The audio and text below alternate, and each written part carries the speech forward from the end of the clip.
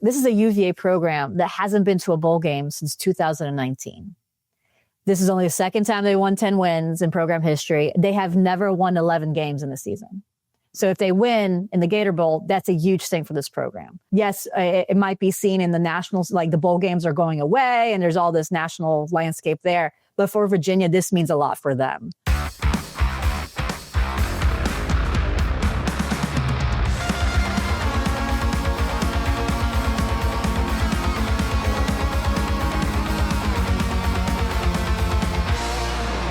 It's Mizzou That's Who here on KC Sports Upper Tucker Frank. I'm hanging out with Maggie Johnson, getting you locked in and ready to go for Mizzou, Virginia, the Gator Bowl coming up. We got the Christmas holiday obviously in between, but we're going to still talk about that game here to get you ready for that. And there's plenty of news to talk about in the Mizzou world.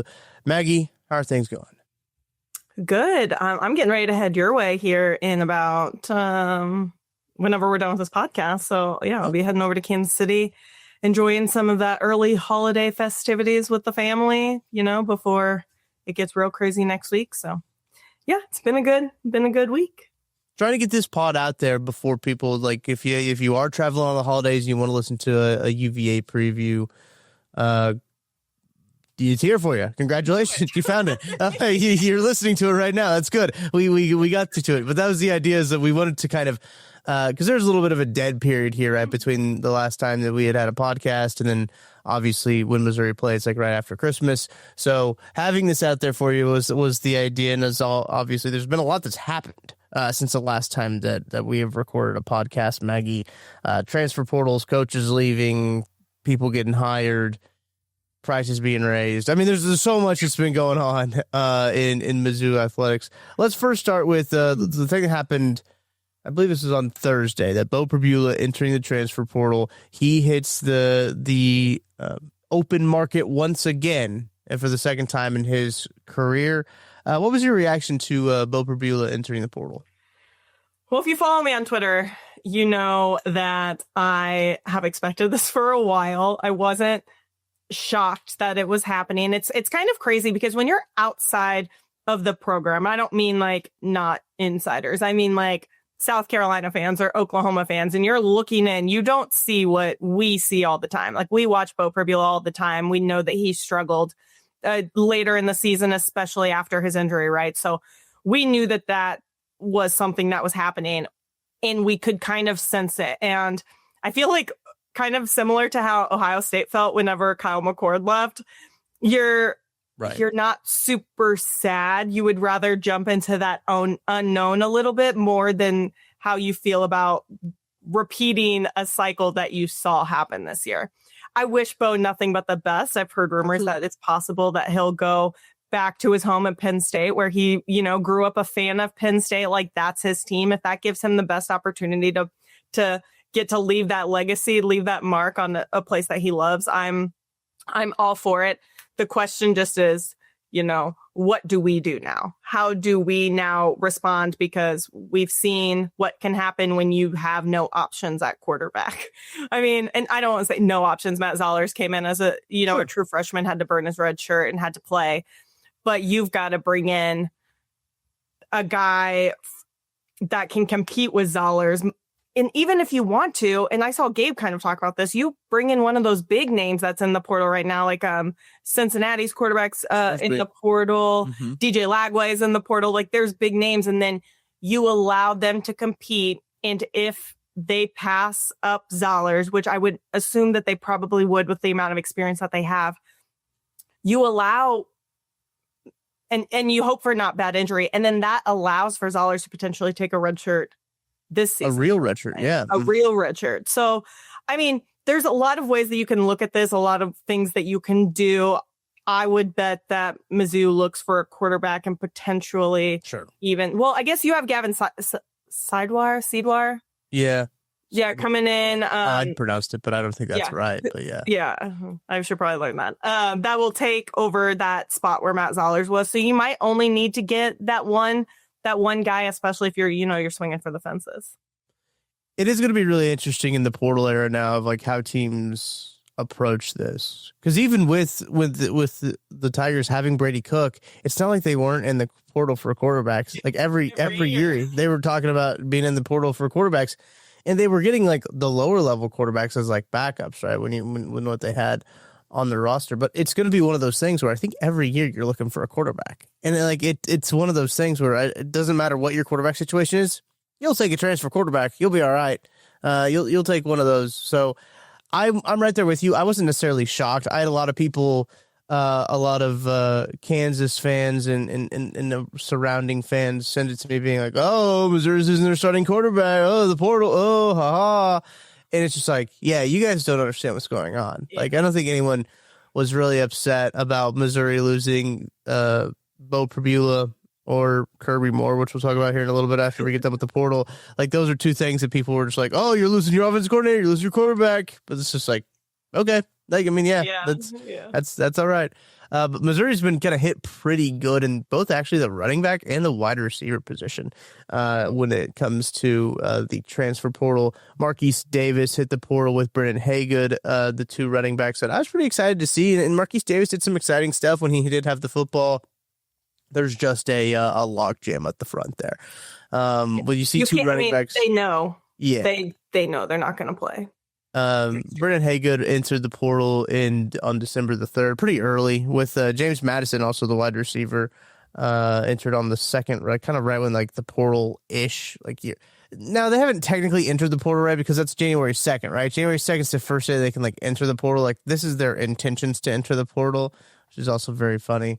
And because it does give people the opportunity to, and I know Drink like kind of went on a tangent about the tampering situation, right? And and here's the thing: is everybody's like, he is so hypocritical. He's not saying that Mizzou has not tampered. He's not saying that at all. I think he's actually saying that they did. Mm-hmm. You have to, because if you don't tamper at this point, you get yourself into a situation like you did. You go back a decade or 2 decades where a select group of people are paying big time money to these players and you're left behind. And with no repercussions, you kind of just have to jump on board and do what everybody else is doing until they figure out a way for it to not happen. And I don't know if you can ever do that, because you have guys like from Missouri playing on our team, and it's not tampering if a guy from Missouri reaches out to a guy that he played football with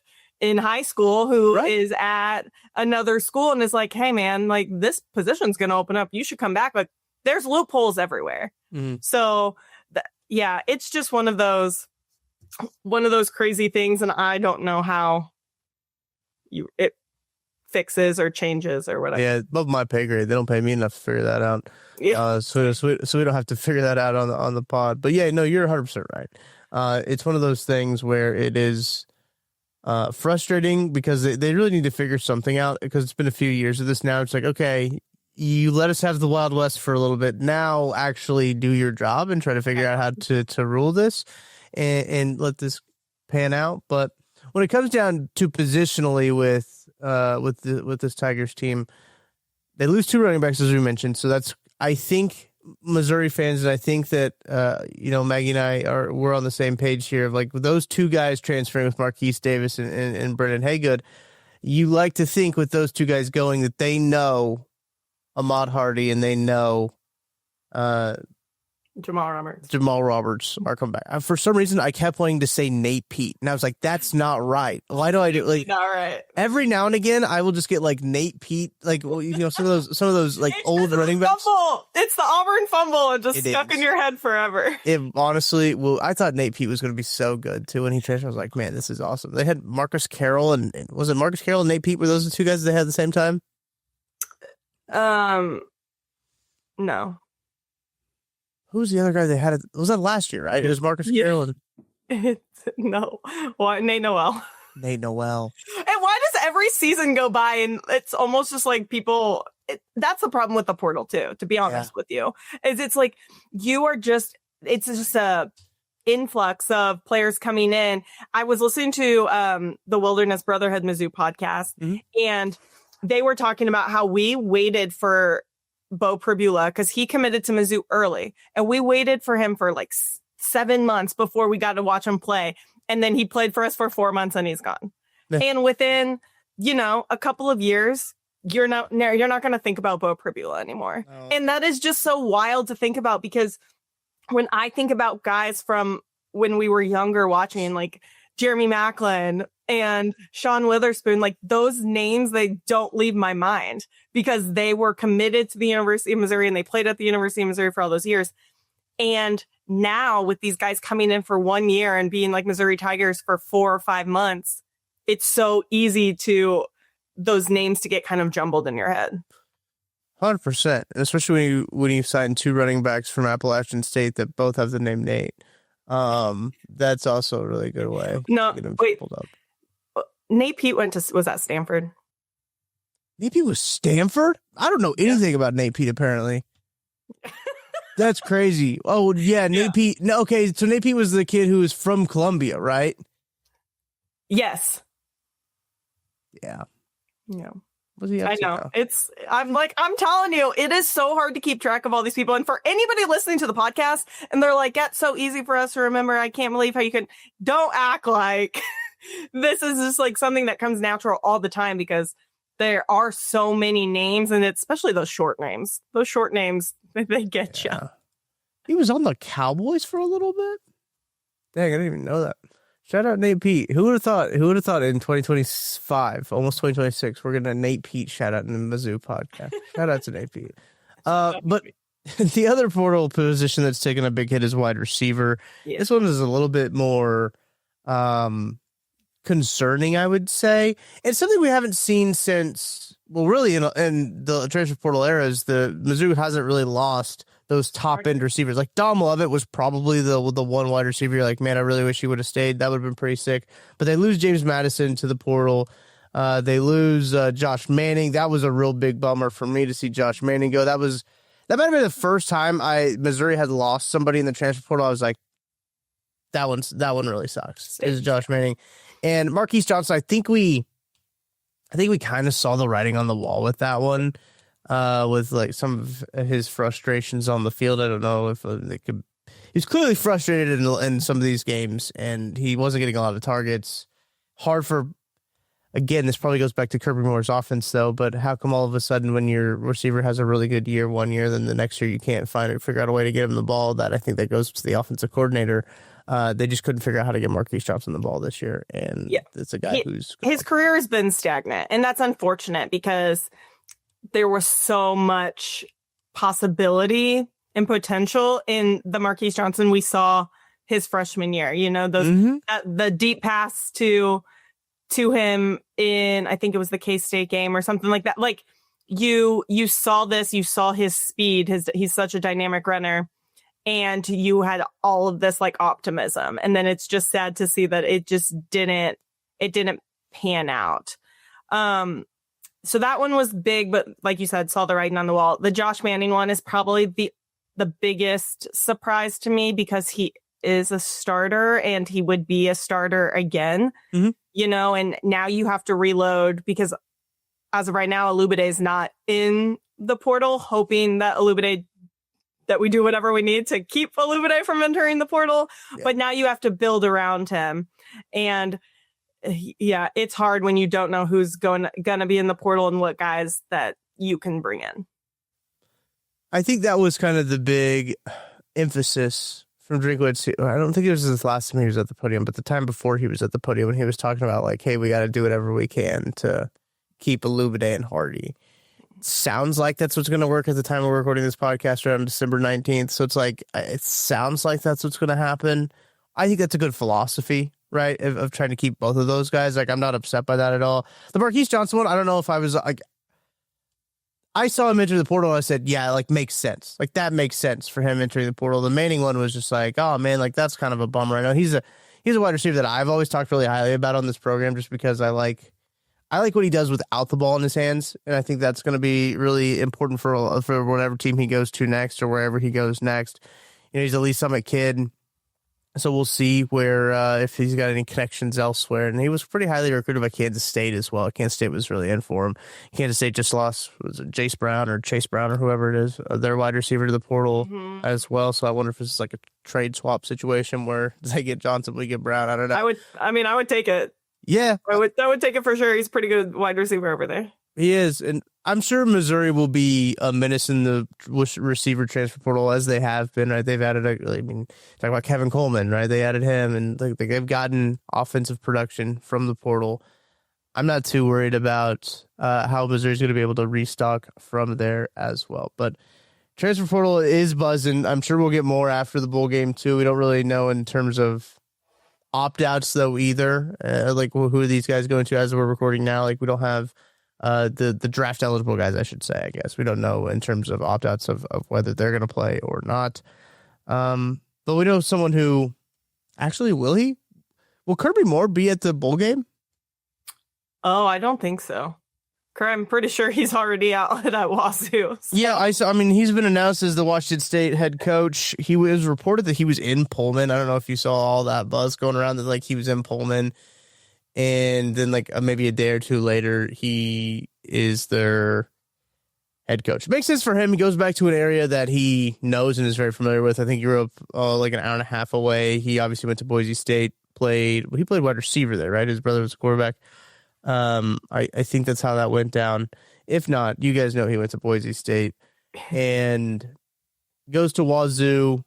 Going to take over that program to be the head football coach. Congratulations to Kirby. Great opportunity for him. I don't think it's a job that you could turn down, truthfully, to be I guess it's not necessarily Power 5 at this point. It's definitely not Power 5 anymore. Yeah. And one of my favorite things about it was when Oregon State and Washington State posted the conference championship, and it was duh. Yeah. But it was funny. Good for that conference because that was hilarious. Is next year when the Pac-12 is going to all the state schools? Yeah. The state schools and I don't know who. They originally, I thought they tried to get Memphis, but I guess Memphis didn't go. But isn't Texas State didn't think they're going, and maybe Fresno State or something. But yeah, it's not. It's basically a glorified Mountain West. Pac-12 at this point. Yeah, it's very similar to that. I guess the WAC similar to that. Whack, yeah. Boise State, Colorado State, Fresno State, Oregon State, San Diego State, Texas State, Utah State, Washington State, and Gonzaga. Well, wait. Gonzaga's have football. You are right. So that would be 1, 2, 3, 4, 5, 6, 7. That'd be 8 football schools. Okay. I don't know how that's going to work. Okay, so I'm on the Pac-12 website right now. I just pulled this up for the first time in a really long time. Quick links, OSUBeavers.com, WSUCougars.com. That's it. That's their only quick links for. Yeah. Oh, Lordy. I mean, whatever. They're doing what they have to do to keep their schools and programs alive, but that's just I know how I would feel if Mizzou was one of those schools that just got left behind, and I would struggle with it. So, sure, good for those fans that are coping hard. I'm sure you have to. I absolutely think you have to. But that's good for Kirby to getting that job for him. Missouri is now in need of an offensive coordinator. Which I don't know if a lot of Missouri fans are really upset about Kirby Moore going to Washington State because there was a little bit of angst there, I think, when it comes to his play calling. Now, Gabe Diarmer's put out a couple of hot boards. I think since then, some of those guys on those hot boards have taken head coaching jobs. I believe the SMU offensive coordinator is going to become the Missouri State head coach. Casey Woods, yes. He's going to take that Missouri State head coaching job. That was a guy that kind of had Missouri ties as well. Obviously going to Missouri State. So he's got those ties and he's off the board. There's going to be so much that happens between now and as bowl game season is kind of underway right now, and we'll have some developments there too. But I'll be curious to see who Mizzou lands on for offensive coordinator. Yeah, I just hope that with Drink calling, I'm sure Drink will call the offense at at the bowl game. Yeah. Just hope he doesn't get any crazy ideas. Yeah, right. I mean, before when he was doing his own thing, and then finally he brought Kirby Moore in, which was a good idea, and I think it was successful for a couple of years. But he can't have something where he has a good game and he's like, maybe I'll just call them. Like, we can't do that. But I don't think that it will happen. He just got a massive increase in the money that he can give to his coaches, to his coordinators. So I don't think we'll see that happen, but just in case, don't get any ideas straight. Yeah. I don't think he will. It's one of those things where, like, offensive coordinator, like Kirby's been pretty, or not Kirby, Drake has been pretty good at hiring coordinators. Yeah. When you talk about Corey Batoon, did he hire Blake Baker? Right? Yeah, Blake Baker wasn't already there. Blake Baker had been fired from Miami. That's right. So, and, yep, he brought him in. He's in LSU still, right? He didn't take the Tulane job. He is still at LSU. Did Tulane end up getting a new head coach? I know that John Summerall is like donating money to their NIL as he's leaving. Like, it's kind of crazy, like how he's been able to depart a university so good, but yeah, that doesn't typically happen. No. But here's the thing: is when you're a fan of those types of programs, it's expected. Sure. Like, yeah. I mean, I expect if Mizzou does well to lose coordinators. Like, I don't want to call it a stepping stone program because I don't think Mizzou is a stepping stone program. I mean, I couldn't even tell you the last time Mizzou had a coach leave Mizzou for another, or a head coach for another program, so I wouldn't call it that. But when you're successful, the next step is obviously to go and be a head coach like Kirby is. Like, that makes sense. There's no Tulane, I think, understands most likely that it is who they are, and then they just have to bring in another guy that's been a coordinator at these programs to keep their success going, because Tulane's had a lot of head coaches in the past 10-15 years, and they've still been a very good group of 5 program. Yeah, no, they've got a good program there. They'll obviously take on Ole Miss, who has a coach that didn't necessarily handle leaving a program the right way, like John Summerall did. Maybe the worst way you could possibly leave a program. Only rivaling his departure of Tennessee is really. Do you think him leaving Ole Miss was worse than him leaving Tennessee? I think because of like the era of football now, that yes, because back when he left Tennessee, I mean, all you really had was like Facebook. So not everything you were doing was everywhere. Not every journal entry that Lane Kiffin read, that he had to post about it. And it's all this like passive and like, I don't know, subtext or subtweeting and things like that. So I think it makes it feel a little bit different. I will say that all of this stuff happening with Notre Dame not being in the bowl game, and then all of the crap that we don't even have to get into with Michigan, all of that stuff going on kind of dimmed the light on Lane Kiffin a little bit. And now that stuff is kind of going back away, I feel Lane's posts and stuff are getting more aggressive again. He's just an attention type of person. I think he needs that attention. I think he kind of likes being in that villain role a little bit. So yeah, I think right now, because of where we're at in the modern world with social media and stuff, it's a little bit worse this time around than probably when he left Tennessee. The fact he's only at Tennessee for a season is pretty tough. I know. It's tough look. He's there for a season. It's like, all right, I'm dipping. I'm going to USC. Yeah. Yeah, that's a brutal look. But I don't know. I mean, Ole Miss did a lot in their power to sabotage their best season in program history, but Lane Kiffin did. It was just a really toxic relationship at the end there. It just like evolved into both like two toxic people just being incredibly toxic towards each other. Like they'd gotten along for so well. It's like for so long. And then like towards the end, they like really started to show their true colors. It's just like, oh, okay, you guys were always toxic, but you just got kind of like, that's maybe how you got along, but now it's just like awful. Yeah. It's like when you pretend everything's okay at like your Christmas dinner and there's just like everything is like brewing underneath and then it just like spills over. I feel like that's kind of what happened. 100%. Missouri did make a move as well to the front office, a quote unquote front office move. Jake Brisky is hired as their chief recruiting officer. They're bringing him back. He spent some time at the University of Tennessee. He was at Missouri before that, but he was their director of player personnel. And Gabe DeArmond is reporting that it is a chief recruiting officer role. Okay.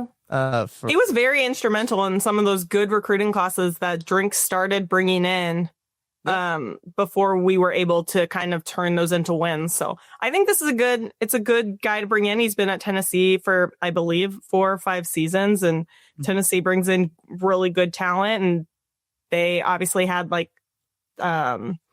couple of really good seasons where they won an Orange Bowl and things like that. So I think this will be a good hire, and you've got to start getting those types of roles, those chief recruiting officers or CR, whatever you want to call them. You have to start being in doing that because it's a business. It really is a business now, which we've seen this week with everything going on with ticket price increases and the whatever Mizzou Athletic Fund and just the kind of nightmare you need those business people in there to handle that type of stuff. Yeah, you can't just have the head coach doing all of it. So I mean, it makes a lot of sense. Here from Gabe's article, Brisky was a part of the highest ranked class at the time in Missouri school history. It had Connor Tollison, Dalen Carnell, and Dom Lovett in it as well. So I mean, been a part of bringing some good talent to the University of Missouri. The job listing for Chief Recruiting Officer, Maggie, it says they are, quote, responsible for coordinating all aspects of the recruiting process. Just that's all it says. That's an excerpt from it. It's not just. Oh, an excerpt. Yeah, I was like, that's all. That's a whole job listing, one sentence. Does it have a price point on there? Does it? Yeah, I don't. Yeah. Specific listed duties include recruiting strategy and personnel evaluation, operations and visit coordination, administration and systems management, and branding, engagement, and internal relations. So, well, good luck to him. Hopefully, I mean, here's the thing: is like we lost Javion Hilson and some, obviously Williams Ranieri. We're losing these big names that we're like throwing bags at. It'll be interesting to see how he changes how Mizzou moves forward, because I don't think that we can do that anymore with these types of guys that we're getting in and losing before they even play. So it'll be interesting to see how he tweaks that. Yeah, it's good to have somebody who's on that, so it's not all on the head coach too. It's like I think that the delegation is probably best when it comes to college football. Maggie, anything else before we dive into our interview? No, we have an awesome guest today. Yeah. So it was great hearing from somebody from a team that you don't typically interact with. I mean, you don't interact with the fans. You don't know much besides maybe the games that you're watching. And the fact that they had that, we didn't even talk about this with her, but they had that awesome field storm against, I think it was against Florida State, because their end zone is a hill, right? It's similar to ours, but we have a brick barrier. Theirs is just a hill that students just like stand on. And it was like the perfect flood of fans going down there when I think they did that against, was that Florida State? It was Florida State. Yeah, it was Florida State. It was early in the year. Yeah. It was like week 2 or 3 where I think they still thought Florida State was like the team that beat Alabama. And they're like, But it was like one of the best field storms I think I've ever seen. Yeah, everybody thought it was really cool to have a hill in college football then. But now, when they talk about Missouri, it's like, oh, it's dumb, you got a hill. And then it was like, oh, it's so cool, you got a hill. Yeah, whatever. Nice stadium. But Jacquie Franciulli from 24/7, Whoos247, joins us. You know what's really funny, Maggie, is I started doing research about UVA and the similarities between Virginia and Virginia Tech. Sometimes I get them intertwined in my head, right? Of some of the aspects and characteristics of them. Like Virginia Tech, they're the Cavaliers, right? But they call themselves Wahoos. Yeah. Like Virginia Tech, they're the Hokies. They call themselves Whoos. It's just well, that's really close. And sometimes I get them a little mixed up, but Jacquie is Whoos247. So a phenomenal interview with Jacquie Franciulli. She was incredible, knows a lot about the Virginia team, and kind of even going back to when they had that tragedy in 2022 as well, and kind of how that's kind of led to now. So if you're unfamiliar with the Virginia football team, which if you're not, congratulations. Yeah, if I'd be very, very excited for you if you're not. Ball for sure. Yeah. definitely wasn't as keen to the Cavaliers, but now I am because we talked to Jacquie. We're gonna get to our interview, but first we gotta take a break. We'll be back right after this. Missouri, your moment is finally here because DraftKings Sportsbook, America's top-rated sportsbook app, is now live in your state. Now you can make every game even more exciting with same-game parlays, money lines, props, and more, all from your phone, all safe, secure, and easy to use. Missouri fans know game day. The tailgates, the noise, the passion. Now with DraftKings Sportsbook, you can bring that same energy to every snap, every touchdown, every win. And right now, new Missouri customers can bet just $5 and get $300 in bonus bets instantly. No waiting, no nonsense, just pure action powered by America's top-rated sportsbook app. Download the DraftKings Sportsbook app and use code KCSN. New Missouri customers bet just $5 and get $300 in bonus bets instantly. That's code KCSN. The crown is yours. In partnership with DraftKings Sportsbook. Gambling problem? Call 1-800-GAMBLER. 21 plus, physically present in Missouri. Eligibility and restrictions apply. Terms at DraftKings.com/sportsbook. Bonus bets expire 7 days after issuance. For additional terms and responsible gaming resources, see sportsbook.draftkings.com/promos. I'm BJ Kissel, founder and CEO of KC Sports Network. Emprise Bank has been with us from the beginning. They were our first network partner, and they believed in the vision of what we were building from the start. I can't speak to any other banks or companies and how they operate, but I can tell you from personal experience and based on the growth of the network you're listening to right now, that if you have banking needs, call our friends at Emprise Bank. We've worked with so many great people there over the years, from Vicky and Aggie to Andrea, Lori, Jackie, Deb, and Aaron, and not to mention so many others that not just supported KC Sports Network, but supported our KCSN Foundation as well. But the best thing that I know is that if I have a question or a problem, no matter how dumb the question is, I know who I'm going to call and who I'm going to talk to. And I know that I'm getting an answer from someone that I can trust. And I know that person is there to help us. That's why Emprise Bank has always been and continues to be our partner in Possible. And they can be yours too. You just have to reach out. If you have a banking need, whether it's business or personal, hit me up. I will connect you directly with the same people that have helped us build KCSN. And that's our friends at Emprise Bank. Jacquie, appreciate you joining the program here, hanging out with us, talking some Mizzou and UVA. I'm excited to learn a little bit about Virginia as a school, kind of growing up in the Midwest, and also, the University of Missouri now being the SEC. Virginia and the University of Missouri do not kind of cross paths very often, Jacquie. No, not very much. I think just Virginia and the SEC, the last time those two conferences met was Tennessee when Virginia played in Nashville. That was the last time that Virginia faced the SEC team, and it's not a game that you would want to remember if you're a Virginia Cavalier fan. Their starting quarterback got hurt in the first game of the season, so they want to keep that out of their memory. We've had a few of those games against Tennessee as well that we also don't want to remember. So Fair. Yeah, totally get it. But let's kind of start off with what a great season Virginia has had. They're not that team, like you said, that you typically think about when you're thinking about the ACC powers. But this year, they win and won 10 games, I think, for only the second time in program history, which is amazing. What are kind of those vibes in Charlottesville? Like, how did it feel being there and experiencing that type of season? Yeah, I mean, it was a fantastic to be right in the middle of it, just because this program has been through a lot over the last few years. So being here in 2022, when they obviously lost three of their brothers in a horrible shooting on grounds, to that moment where they secured their spot in the ACC championship game by winning against Virginia Tech at home. And there's only 22 players on this team that were part of that 22 team. But it was just, it felt like a big moment for not just the program on the football field, but just generally.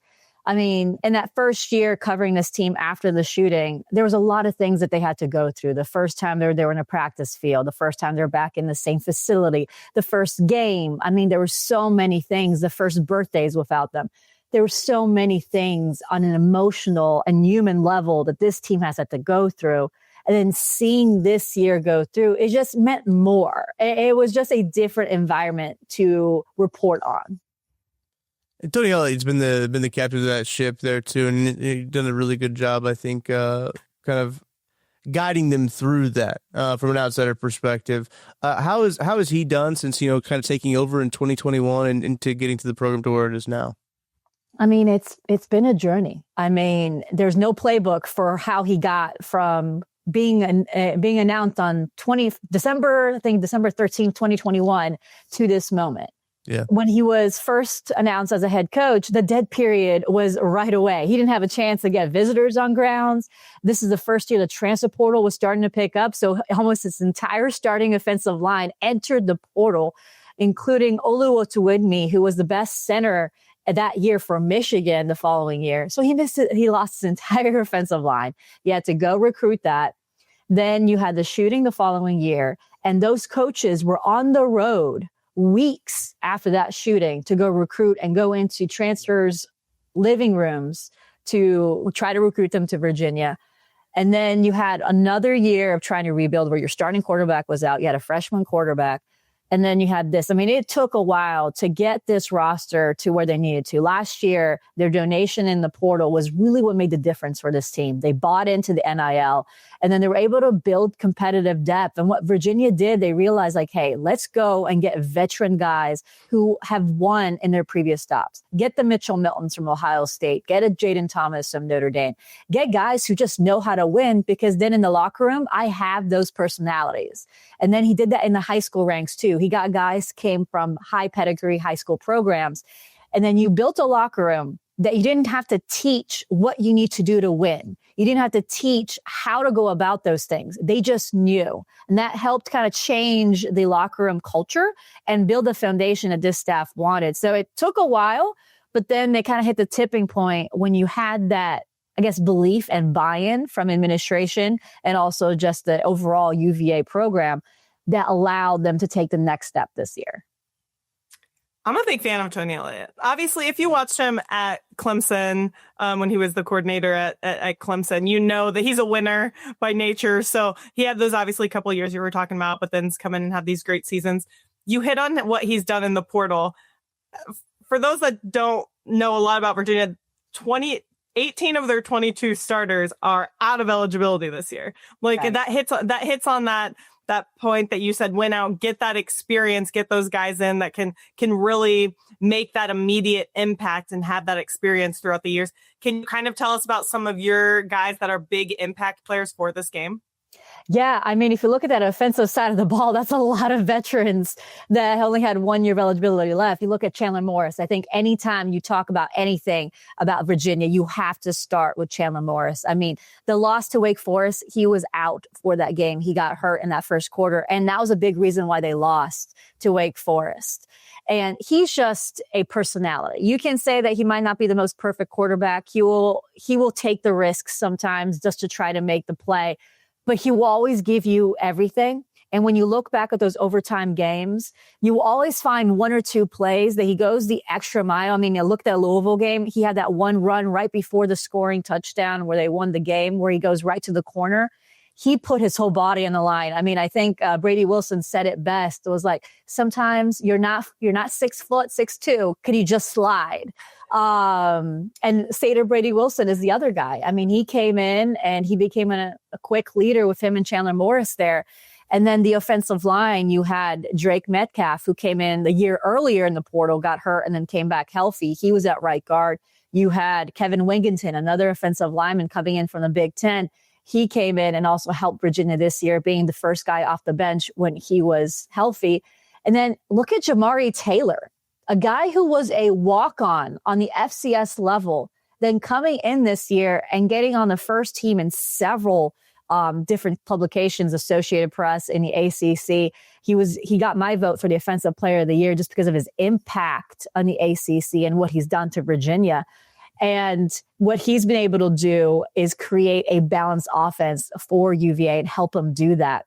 And then even Sage Ennis, who again came in 2 years ago at tight end, he was a veteran who came back, got a medical waiver last year. He helped them at tight end. I mean, then you flip side on the other side on the defense, because Virginia reinforced their defensive line in the portal. So right now, the way their D-line works is they rotate heavily. So Jameer Carter, who has been in the program for years, used to get 40, 50 snaps a game. He just gets 20 now. because in the interior defensive line, you have him, Jason Hammond, Anthony Britton, Jacob Holmes, Hunter Osborne, and they rotate depending on what the situation is. So in the fourth quarter, when offensive linemen are tired, Virginia's D-line is fresh, which is why when you look at stats, they're so good in the fourth quarter, and they've been so generally good in overtime if you take out that Duke game and the ACC title game. Generally, they've been really stingy in that second half because they're so fresh. Then you add guys like Devin Neal, who was on the PFF All-ACC team at safety. And you see why those veteran guys are so important for UVA, because they come in those big moments and they don't let it fluster. And they'll be able to keep Virginia, especially on the defense, where you saw how much that helped them towards the second half of the season when their offense kind of stumbled. They were able to stay in games right till the end. That's a really great breakdown of the roster for people who, there's people probably not very familiar with what's going on with UVA. Obviously, there's some stuff, you see nationally with what big of a start they've got on with how Tony Ellis kind of guided that program to where it is now. But Chandler Morris was the big one for me. You hit on him at the top, and I think that's one guy that Missouri Tigers fans are going to probably need to keen in on too. Is Missouri's got a great defense, but Chandler Morris has been. He's played a lot of football, and that certainly helps as he's been around and he has played a lot of games. How has he kind of helped this program get to where he is? I know you already talked about him being just a kind of a crucial piece of this offense, but how has he really helped this team get to those new heights? Yeah, so we can talk about his stats all day, right? Yeah. But the thing is during his first team meeting, he came in January. He went in front of the team in the room and said, "I didn't come here to become bowl eligible. I came here to win an ACC championship." Oh, wow. That's what he told his team. And that personality and that confidence is what kind of seeped through the program. So when every time they felt like they were on the verge of losing, they never thought they were going to. So that's why the ACC title game hurts so much for this team, because they always had that belief, right? So they always thought they could win the game. That's how they went into that double overtime against Florida State. That's why, winning against Louisville on the road, they were able to win that, winning against North Carolina in overtime as well. And that's what this team had. And it all starts with him because of that first speech and what he continued to talk about. And it was actually a joke between Sage Ennis and him that Sage Ennis was the bad cop and Chandler Morris was the good cop on the sidelines. And Sage would be a little more of the tough love guy, while Chandler Morris was the guy to come in and give you the support and kind of push you a little bit forward. And that's what you had on the sidelines. So for Chandler, it was more the intangibles, that confidence in himself and his team that then permeated throughout the rest of the team. I was just looking at my notes real quick, and it's crazy looking at Chandler Morris as a sixth-year player. Jamari Taylor also as a sixth-year player. I know we've talked about this experience, but it really is crazy. Trell Harris on his fourth year. It really is crazy seeing this amount of, I guess it's not stability, because we'll be talking about the transfer portal here, but just kind of what the transfer portal really does to help benefit some of these players, because you can go to these schools and find yourself in a situation that doesn't adhere to your style of play. So I really think that getting the right guys all together at the same place in that experience is what kind of has fed Virginia to be as successful as they are. Yeah, no, I think that's completely accurate. When you looked at the transfer portal process that Virginia has, because I talked to the coaches during this time, because it's remarkable what they were able to do. I mean, over 30 transfers to come in here and over 20 new players. They had over 50 players new this year, right? That's a lot to deal with. I mean, you see what happened to Florida State in the ACC over last 2 years and not being able to gel those players. And Virginia's process is very different from a lot of other teams that I've kind of noticed around, is that they need to meet the person and figure out the personalities mesh. And they have a really strict process in how they handle the portals. I'm not sure how that's going to work this portal process this year because it's so different. No contact before January 2nd. But it's what they really thrive on, is trying to see the personalities. Obviously, with Chandler Morris, his dad and Tony Elliott coached together at Clemson. So they had a little bit of that relationship. And sometimes you have that. Like the Daniel Kalins, they recruited him as a high school player. So there's some connections there. Hunter Osborne at Alabama, they knew of Tony Elliott from Clemson. So you have a little bit of those relationships, but not that deep. But they were able to kind of look through. They really relied on researching these guys to see the personalities mesh. But then when you get them on, campus, they're so different. They're not 18, 19-year-olds being away from home for the first time. I mean, Brady Wilson, the starting center, is married. They're in the next stage of their lives right now. They're either engaged or they're planning their next stop. I mean, there's players with kids. That's the difference. You get a different maturity level when you have that age difference. I mean, you talk about 6-year players. I just did a feature this morning on Whoos247 about a 7-year player in Antonio Clary because of COVID, because of the shooting, because of red shirts and medical waivers. This is his final game, but he's a 7th-year graduate student. So that's the difference for Virginia. Just for Mizzou fans listening, you mentioned Daniel Kaland, who was originally committed to the University of Missouri. A spot, I believe, opened up at Nebraska, and then somebody came in at Nebraska. And again, Daniel Kaland was like, I'm probably not going to play behind him, and found his way out to Virginia. So this is a familiar name for Mizzou fans. Yes. I know Virginia was all over Daniel Kaland when he was a high school player, but eventually, obviously, Chase decided to stay in his home state. And as soon as he got in the portal, I mean, Virginia was all over him. And it was a pretty interesting recruitment because obviously they were going to go after Chandler Morris. But then they told Daniels, like, we have a plan. Chandler Morris is our guy, or they're obviously going to compete, but that's their hype. Like, you get a veteran guy. And then if you have to say, are you okay with that? He says, I'm okay with it. I'm ready to learn. So it was an interesting recruitment. I never thought in this portal age that Virginia was able to get 2 quarterbacks in the portal like that, but they managed it. Well, I want to kind of talk about how things have been in Charlottesville after losing the ACC title game, right? So how is the team kind of looking at this bowl game? Because it can kind of go from, all right, you were in college football playoff contention to now you're going to Jacksonville and playing in the Gator Bowl. Like, how is the team kind of treating the, I don't want to say consolation prize, but where they're going to now after having those aspirations for the college football playoff? Yeah, so they don't get me wrong. This team had the belief that they could get to the college football playoffs. I mean, they always had the idea that this team was going to Charlotte. When they got the preseason ranking of 14th, they did not care. They thought they were going to be able to do what they did. But at the same time, you have to think this is a UVA program that hasn't been to a bowl game since 2019. This is only the second time they won 10 wins in program history. They have never won 11 games in the season. So if they win in the Gator Bowl, that's a huge thing for this program. You also see that as of right now, there's not been many opt-outs for Virginia. Mitchell Melton has said he's going to play in the bowl game. And that's a guy that he has a potential of coming back if he wants to, if a medical waiver, but he's also trying to see if he's going to enter the NFL. He's going to play. Jamari Taylor looks like as of right now, he's expected to play. Chandler Morris is expected to play. These guys want to win one more. Don't get me wrong. That game against Duke was devastating for those players. I mean, you had James Jackson coming out of the tunnel, holding up Jamal Edrin, who was devastated and crying.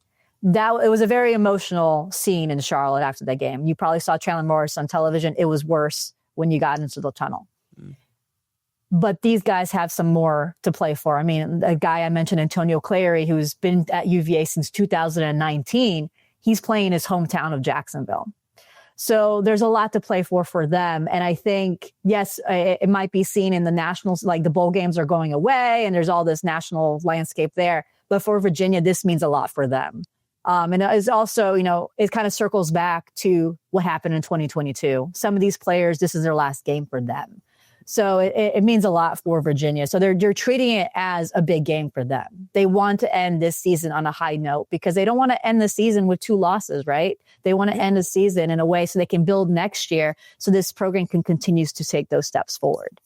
Looking for tickets for your next event? Tickets for Less is your #1 source. Save big on every purchase when you use promo code KCSN at ticketsforless.com. Looking to remodel your home and in search of a top-quality company to do the job? Contact Elenco. Since 1986, Elenco has been the remodeler of choice for customers throughout Kansas and Missouri. As a family-owned and operated business, Elenco provides customers top-quality products and unbeatable service straight from their family to yours. From windows and doors to siding, insulation, and bathroom renovations, there's no need that Elenco can't meet and exceed. Elenco only installs products that have proven track records of success, such as the Kohler Luckstone shower system. Elenco's installers are factory-trained professionals who know how to get the job done, not only quickly, but flawlessly. Whether you're located in Kansas City, Topeka, Wichita, or a rural town in northeastern Kansas or western Missouri, Elenco will come to you. Go to elencohome.com for more information. That's ALENCO home.com. Again, elencohome.com for more information and contact them about all your home improvement needs. It's funny you kind of like mentioned that, because when I was going over both of these teams, I was like, the way that I think that they approach these games is so similarly. I think Mizzou's motto for the last couple of years has been STP, and that's something to prove. And I feel like Virginia is very similar in that aspect. Like, they went out and they had a great season, and they, came up short in that overtime versus Duke. And I do feel like they want to play in this bowl game the same way Mizzou players have been wanting to play in their bowl games the past, couple of years, because they want to be on that national stage and prove that they deserve this hype that they're getting. So I really like the similarities, and it is why I like bowls. Like, I love bowl games. Like, we talked about this on our show last week. I was like, I don't want to do away with bowl games because we're about to go 7 months without football, and that's just like a devastating time. Well, so I love these bowl games. This is one of the most intriguing matchups to me, along with like Vanderbilt, Iowa, and things like that. But one of the big questions I guess I have for you is, what does Virginia need to do to win this game? I mean, I looked at Missouri's trenches, right? I look at their defensive line. I looked at their O-line, and those are some big fellas. Those are big SEC linemen that Virginia will be going after. And I think Tony Elliott said it best during his press conference for Zoom when we had him for when the bowls were announced. He said, our trenches are structured for the conference that we play in. This is facing a basically defensive front, offensive front that we don't face regularly in the ACC. So that's going to be the key for them, is winning in the trenches. I think when you look at Virginia's offensive line, they were hit by injuries so much in the second half of the season. So that is your main concern if you're Virginia right now, because Mikhail Boley played through a high ankle sprain in the ACC championship game. He probably shouldn't have played, but he wanted to play. He's one of the best left tackles in the ACC, and he was going to play in the ACC title game. So you have to see how he's doing leading up to it. Good thing there's been a good, decent break before this game, but his health is going to be crucial. If not, you're going to have a redshirt freshman at left tackle. Then you have Drake Metcalf, who's been playing a little bit banged up. You have Kevin Wingleton possibly coming back from an ankle injury. So that O-line is going to be the key for Virginia, because the only way this offense works is if they establish the run. Because if you establish Jamari Taylor, then you can open up stuff for Chandler Morris. The good thing about Chandler Morris is he plays well under pressure. If you look at Pro Football Focus, he's probably one of the best quarterbacks in the ACC to throw under pressure. And that's been the difference for them in that regard. But that'll be the key for them. They need to establish the run to get this offense going. So that battle in the trenches for the O-line will be crucial for them. On the flip side, I mean, you always win in the trenches. You want to stop the run for Missouri. But for me, if they can't protect Chandler Morris and give Jamari Taylor a chance to establish the run, they're not going anywhere. This Missouri offense is going to look a little bit different than it did in the regular season, as they've been hit pretty hard on the portal on the wide receiver front. Obviously, Bo Pribula hit the portal as well with Matt Zollers, but Ahmad Hardy is still there. You mentioned stopping Missouri's run. That's going to be probably a big emphasis for Missouri, as Ahmad Hardy was, I think he was one short of being a unanimous All-American. He is a consensus All-American. I think Pro Football Writers is who didn't give him a first-team nod there. How's the emphasis been on Ahmad Hardy? Because he has been kind of Missouri's national guy. When people talk about Missouri, it's been Ahmad Hardy for a long time. How have they been emphasizing that Missouri run game? I mean, Tony Elliott mentioned his name first when talking about him during his Zoom. So they're really well aware of him. I mean, that's been something that Virginia, I mean, they haven't faced a talent like him, because obviously he is his own, but that's been something that they've had to go to, like Hollywood Smothers from Louisville and other running backs like that. So for them, it kind of goes back to what I was saying. Their defensive front has been a huge plus for them. Unfortunately, Cam Robinson, who is their best defender, I mean, he should have been the ACC Defensive Player of the Year if he was healthy. He played He missed the first 4 games of the season. Then he got hurt at Duke. So he missed the last 2 games after he tore his ACL, but he was the second leading tackler. Oh, wow. So that's because that was how crucial he was. And if you look at the NC State game, when NC State was able to run the ball, Cam Robinson didn't play. When you looked at that Duke game and the ACC championship game, Cam Robinson didn't play. So that is a major concern for them because Cam Robinson is such a difference maker. If you look at the biggest plays that Virginia had in those close games, you will see Cam Robinson's fingerprint, the pick 6 against Cal, the stop and the 2-point conversion against North Carolina. You see his fingerprints in all those big plays, and he's not going to be available because he's hurt. So when Virginia is looking at this matchup, they understand that this is going to be a key matchup for them. So you're going to look at guys like Maddox Marcellus and Landon Danley and Caleb Hardy at linebacker, those 3 guys, along with James Jackson. But the other 3 were kind of rotated with James Jackson to kind of stop him. So it's going to be a tough matchup for Virginia because their best defender is not going to be able to play. I think that's really all that I have kind of about the bowl game that we have upcoming, but I do want to get your opinion a little bit on the college football playoffs. So I kind of want to ask you what you think about the bracket, how everything kind of went down with the selection committee. And then I kind of want to know who your picks are for this weekend. Yeah. I grew up as a University of Miami fan. I went to Miami and I was not a big fan of the BCS because I obviously seen some stuff with Miami. So I was really thought I was going to like the playoffs, and then just the drama that went around.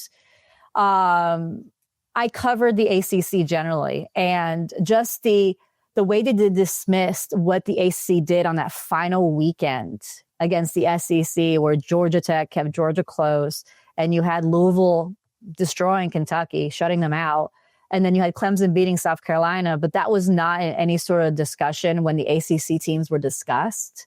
I think that was something that I was a little floored about. And for some reason, Alabama's loss to Florida State was never mentioned again. So I think that kind of blew me away a little bit. Don't get me wrong. I understood what they were saying about why Notre Dame was ahead of Miami. But then at the same time, I'm like, well, why are we playing the games if head-to-head doesn't matter? And then you flip it in the last week. Can we just, that didn't make any sense. I didn't agree with everything Notre Dame AD said because I was at that point, I was like, okay, this is getting a little too much because just join a conference. But at the same time, I'm like, it makes sense for Miami to be over Notre Dame because of head-to-head. Because if you take away head-to-head, why are we playing games anymore? And that's what coaches and ADs are saying now. Is like, why am I scheduling these hard non-conference games in the early part of the season when we're just going to completely disregard everything? So, yeah, I'm not a huge fan of how everything went down. To be fair, I was thinking to myself, granted, Duke won the ACC title game. Right. Technically, they should be in. Yeah, if you want to do the automatic bids, I think that's the only reason why. And to be fair, if Virginia had beaten NC State and Wake, they would have been in. Yeah. They would if they would have beat NC State, for instance, they probably would have been in because the committee would look at the Wake Forest game, say Chandler Morris didn't play. They probably would have snuck in. But I mean, I'm looking at JMU and Oregon. No disrespect to JMU because they're a really good program here in the state that I'm in. The talent level now in the portal era is not the same anymore. Yeah. Because they steal those guys and they're poached. So I'm interested to see, and this could be where it's going to change because obviously I'm picking Oregon. See, I dissed Alabama. I didn't think they should be college football playoffs, but I could probably see them beating Oklahoma just because now they're in the college football playoff environment. Yeah. Ole Miss. And they only won that game because they were, and Oklahoma's defense is good, but Oklahoma's defense was able to turn the ball over 3 times against, against Alabama and give them that field position where all they had to do was kick field goals. That's all it was. Oklahoma did. Yeah. Mm-hmm. So I'm picking Alabama. Ole Miss already beat Tulane. Yeah. By a lot. So I'm going to go Ole Miss, and I'm picking Miami. I think when I look at Miami, they always have, obviously I grew up watching Miami, so I've seen what Miami does. And the last few years, especially with Cristobal and Diaz, they always have this in the middle part of the season where they have a downturn. When I looked at Miami the last few weeks, they look like the Miami that I saw in the early part of the season. I mean, their offensive line is just really good. Yeah. Their trenches are just really strong. And then Tony's just having a remarkable season. So I'm picking Miami in that one. So, yeah. It's gonna be a fun group of games. I think there should have been one more ACC team. Maybe it's because I'm too close to the ACC, but yeah, I don't know. I think if Virginia is ranked during that game in a playoff spot, I don't think that the committee has the right to remove them. I think it's because they were sitting at where they are. Yeah, which is unfortunate. But I do think that like if they are in that 10 spot, 10, 11 spot, you have to follow the same criteria that you use for the other conference. For sure. It's kind of like what happened last year when SMU lost to Clemson, but SMU still got in. Right. So that was a big thing. But it's interesting. This will be an experiment for what's going to happen with teams like Tulane and JMU. What will happen next year if how these games play out. It's going to be exciting, and I know that there's going to be a lot of conversation around selection committee, even conference tiebreakers. We're going to have a conversation around because too with Duke getting in. Yeah, that's already the ACC already said they're going to change it for next year. That's probably a good idea. I think they already said it. They should probably put there's one conference that's already changed it so that the highest ranking in the college football playoffs would get. I think it was the third tiebreaker after head to head. They would be so. Yeah, I'm imagining the ACC will follow suit here shortly. It only makes sense. That was the other thing I wanted to ask you before we left about the ACC and like their tiebreakers. And do you think that hurt them having Duke in the title game instead of Miami? It did. Because if you can, like even for Virginia, right? If you're the selection committee, they can look at if Virginia plays Miami close, you can argue them in.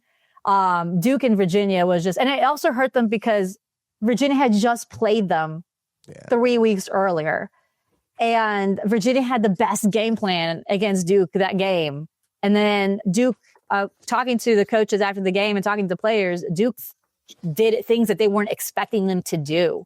Yeah. And then Jacob Holmes said it best.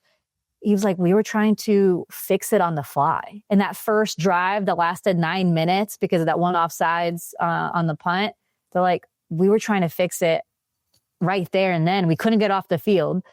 And we were trying to fix it and adjust as we were playing. And that kind of changes. So, yeah, Duke being in there. I mean, kudos to Manny Diaz. He played that villain role, that heel role very well. I mean, he got those guys loose. They acted like they had nothing to lose. I mean, he went on those fourth downs and just like, you know what? No one cares. No one thinks I'm going to do it. So there was a different vibe for them. But yeah, Duke in the ACC championship was probably the most ideal. And I mean, I saw Jim Phillips after the game coming into the elevator as I'm going down the post game. You can tell it wasn't the most ideal situation. Hard to beat the same team twice, right? It is. Only happened twice. Well, now it happened twice in 7 attempts in the ACC. Wow. Huh. That's crazy. That is crazy. Jacquie, appreciate you hopping on and kind of shedding some light on this UVA program and really ACC as a whole. Really do appreciate it. It's a matchup we don't get to see very often. I think 1973 was the last time that the Missouri Tigers. And only time that the Missouri Tigers or the Virginia Cavaliers have matched up. So really looking forward to it. Thank you for hopping on. Yeah, no problem. All right, that's going to do it for Mizzou. That's it for Maggie Johnston. I'm Tucker Franklin. We will talk to you guys after Missouri's bowl game. We'll see you then.